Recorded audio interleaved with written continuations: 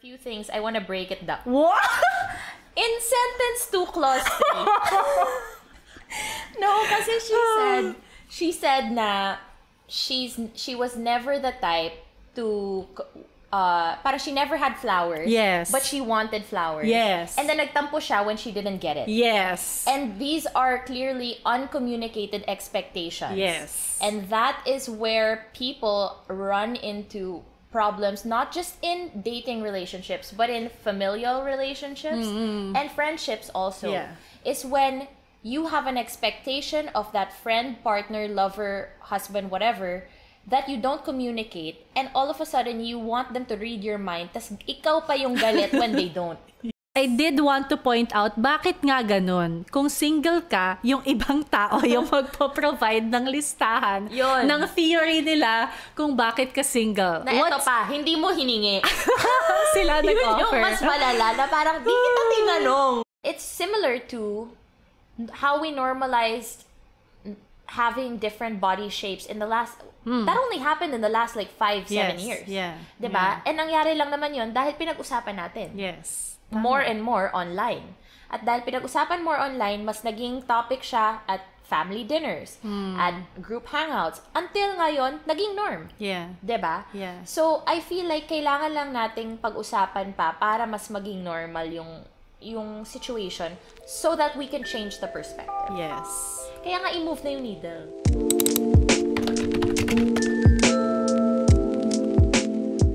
Okay. We have a last letter sender from Miss Hindi Ko Priority. Sabi niya, hindi ko namalayan na almost 30 years na ako and single pa rin kasi ang mindset ko hindi ko priority kaya siguro parang hindi naman din ako naghahanap. Babae ako na kulang sa confidence at laging nang sa bahay kasi di ako gala tapos work from home pa ngayon. Hirap ngayon na may standard ang society. Kapag sexy o maganda ka, magugustuhan. Kapag mataba o pangit ka, walang magmamahal sa'yo ng totoo. Hindi ko naman mindset yan dati, pero yan ang na-experience ko ngayon. At sobrang nakaka-drain, to be honest. Tall and chubby ako, pero I started working out ng paunti-unti this month, hindi dahil para magustuhan ng iba, but to improve myself and have a healthy life. Kung pupunta ako sa cafe, sasabihin ko lang mag-work kami ng kaibigan ko doon. Ang tanong agad ng aking mga magulang, babae ba?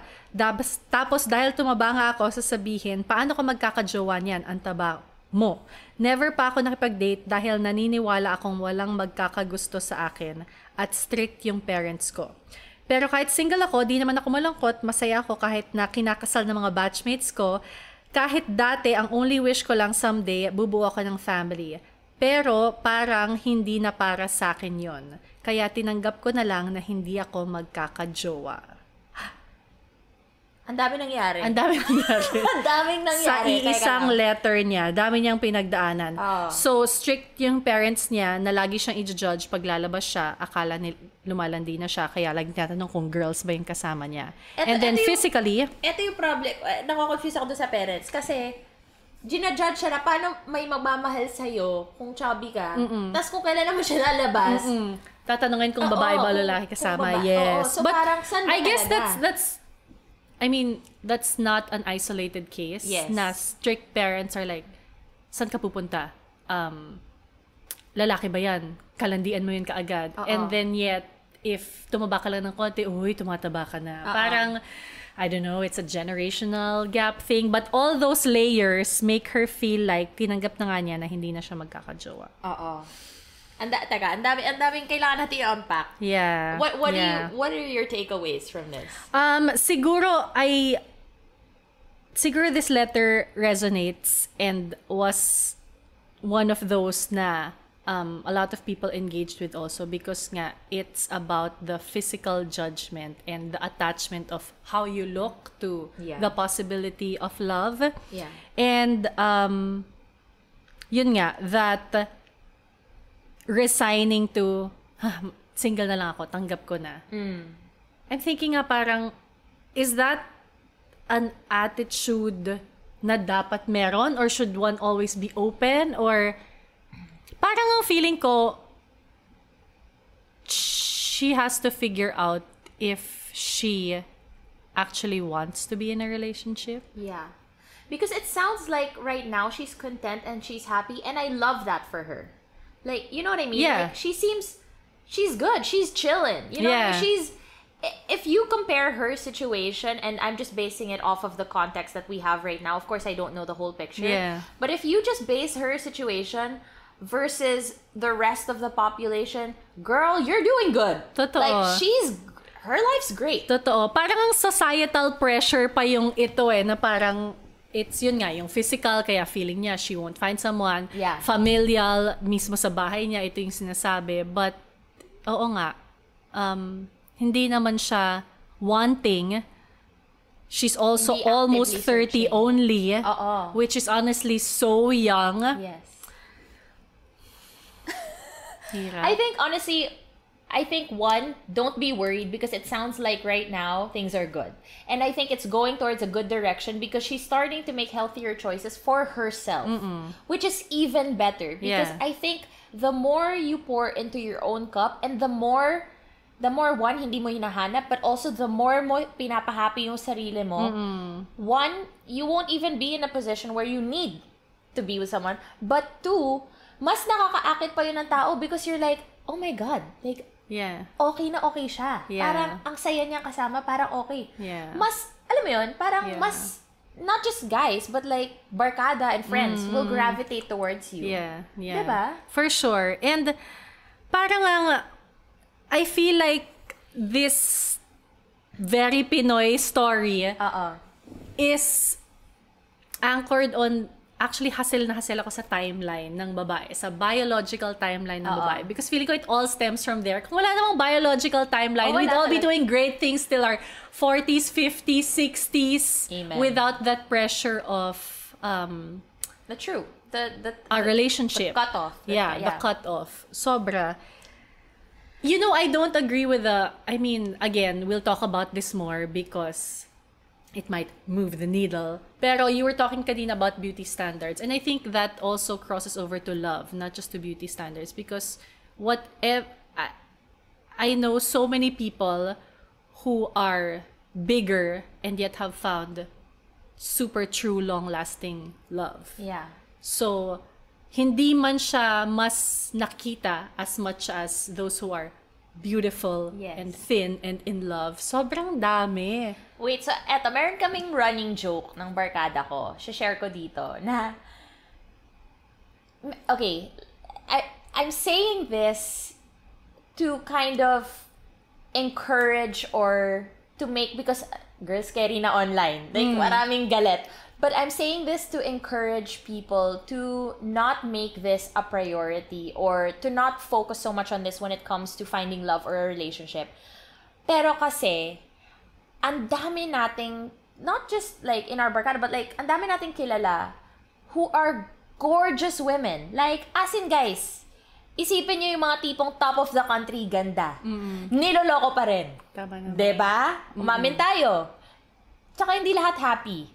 So, ang joke namin sa barkada namin, every time we hear about something or like a friend reaches out and they're like, oh, ganyan, cheated on this or ganyan, or getting a divorce, we say, wala sa ganda. Wala sa ganda. Wala talaga sa ganda. Wala talaga sa ganda. Nasa ganda ng kalooban, Yes. possibly, pero wala sa ganda. Wala sa fez. Because Super also, wala. it fades.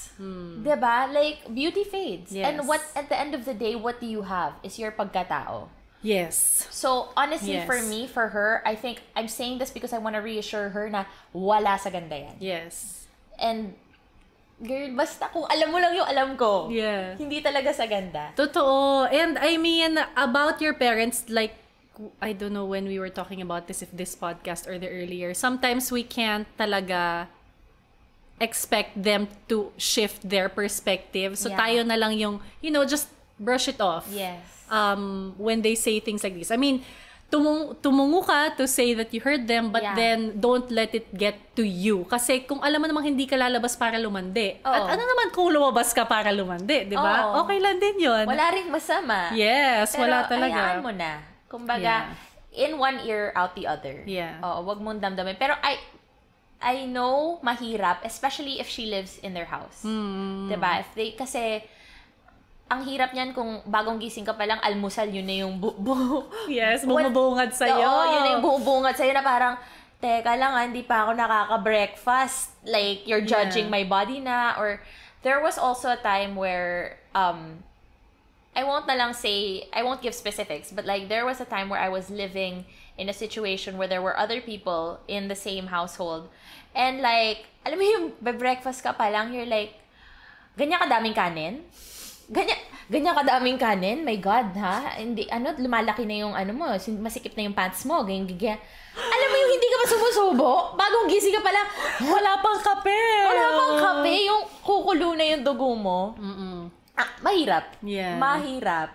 Pero, I think you have to find, for me kasi, like, you have to find either your barkada or your circle that you can vent to, and that can be your support system when you don't feel that you can get that at home. Yeah. And I think you're very lucky to have that in your family, but not everyone has that. Yeah. And this is why I say it's important your friends are the family you choose, and you get to choose you get to curate your barkada, right? You get to choose who you want to be around you. So look to the people around you and see who can you lean on for support and who can you honestly just like vent to. Sometimes when we have family members and non-stop lang silang dada ng dada, minsan you're just like, okay, teka, kailangan ko tawagan yung best friend ko. Alam mo ba si mommy, ganito na naman. And then okay ka na. Yeah. And it doesn't even have to be a big group of friends. Yeah. Parang just a choice few na alam mong have your back. Totoo. Sobrang okay yan. And also kasi, I think it's good, like we said nga, moving the needle involves having conversations like this.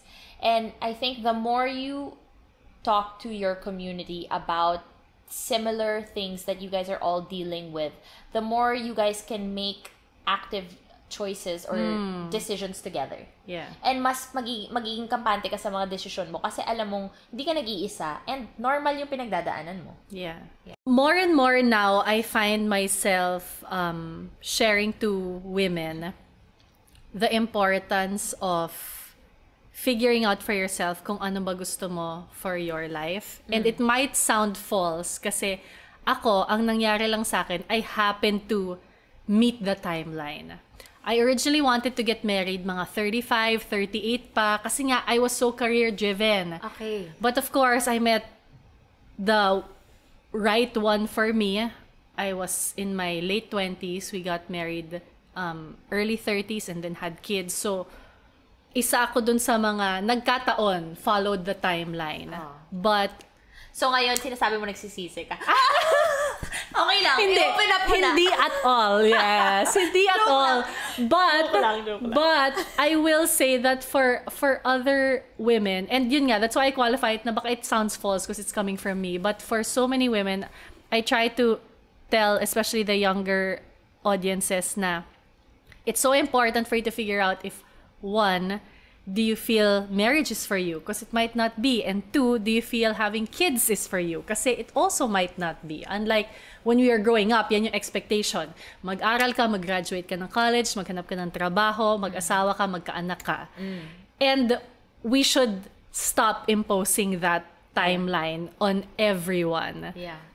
For many, many reasons. But specifically, the life choice of getting married or having kids. Kasi baka it's not for you and pinipilit mong dun ka pumunta kahit it's not what you really want naman. Correct. And I love that for your generation and the younger generation na parang you actually have that choice. Yeah. It's really fun. And like, kumbaga, I think we need to shift our perspective on being single as being a negative thing, because recently I've had the, I guess, revelation that it is such a gift.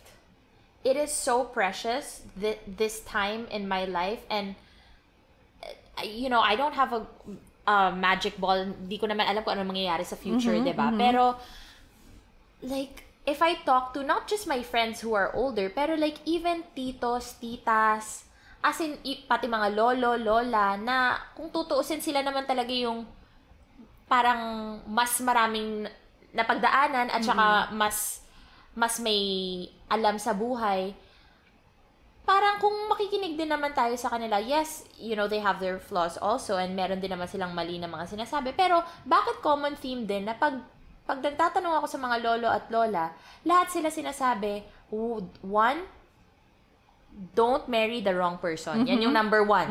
Number one advice nila. Okay, number two, don't rush getting married.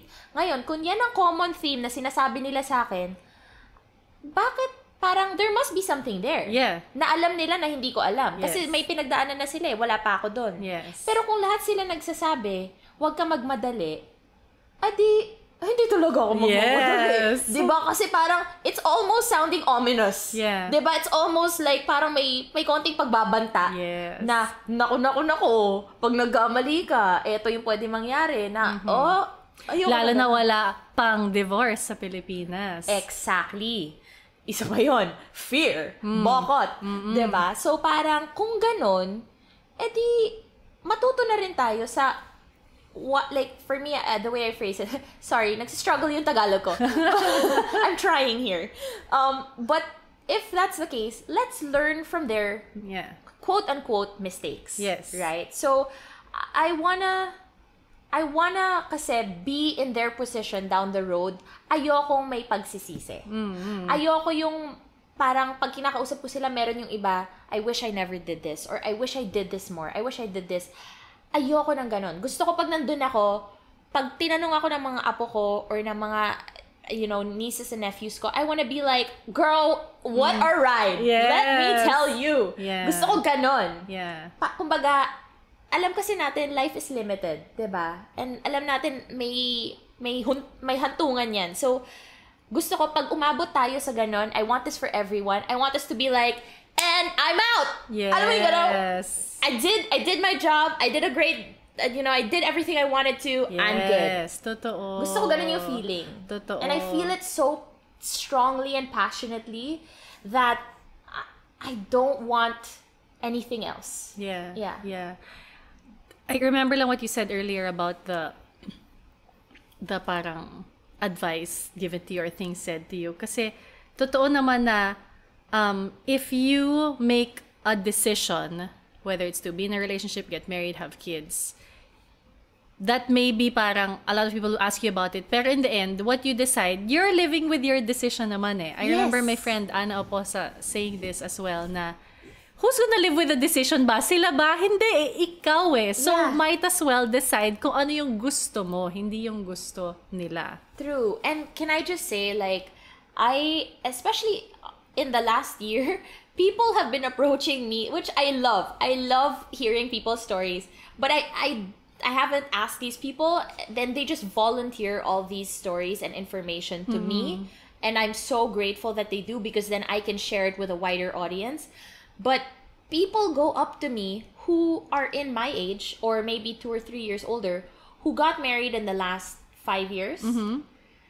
Either half of them are in the middle of getting an annulment or a divorce, and half of them are like, girl, I wish I was single right now. Like, some are dreading to go home to their husband. That's so crazy. Or some even dread waking up and seeing their face. My God. I don't want to feel that way. Yes. And that is so scary to me. Yeah. So, and I don't want to scare anyone. Yeah. I'm not trying to scare anyone out there, but I'm just saying, don't make people decide for you. If you feel strongly na marriage is for you, then go. I support you 100% also, because I see many people around me, like you guys also, who are thriving and happy. But it is so important to make sure you're making the right decision for yourself, because you're gonna be the one to have to live with it. Yes, exactly. Yeah. I guess lang the pressure also comes from people think that marriage or kids promise a happy life. But as we know, a lot of people, even if they do get married, or even not even marriage, a lot of people na kahit may jowa, don't live a happy life. Mas masaya pa yung single. Yes. So I wish that a lot of people would stop seeing being single as a dejado thing, because it's clearly Yeah. not. And I try to tell my friends this recently na parang I hope you don't wish on your friends and the people around you. I hope you don't wish for them to be married because that is not a signifier of happiness. I hope you wish for them to be happy. Yes. And parang, you know, when people say, kunwari, and people joke about this all the time on my birthday, they're like, a wish namin for you, sana magka-jowa ka na. And I always say, I hope your wish for me is happiness. Because jowa and girl, boy do I know. Jowa does not mean happy. Yes. Diba? So, wag sana jowa ang wish. Sana happiness and fulfillment. Yes. Yeah. Yun ang mic drop. And with that, thank you so much, Nicole Anderson. Thank you. Maraming salamat for your time and again for lending us this studio. I super loved this conversation and I'm sure the 3 letter senders are so grateful na ikaw ang nagbigay ng advice and nag-share ng wisdom sa kanila. Wow I learned a lot also. Huh? Oo. If I was more your age, ang saya siguro kung super close tayo tas single pa ako. Actually, feeling ko masaya ka. Pero, Tuturuan mo akong paano mag-date, the introvert me. hindi, kukwentuhan na lang kita Okay. sa story. Makinig ka na lang sa podcast ko para alam mo yung story. I do. I Okay. listen. Yeah. Thank you so much. Thank you. Yay.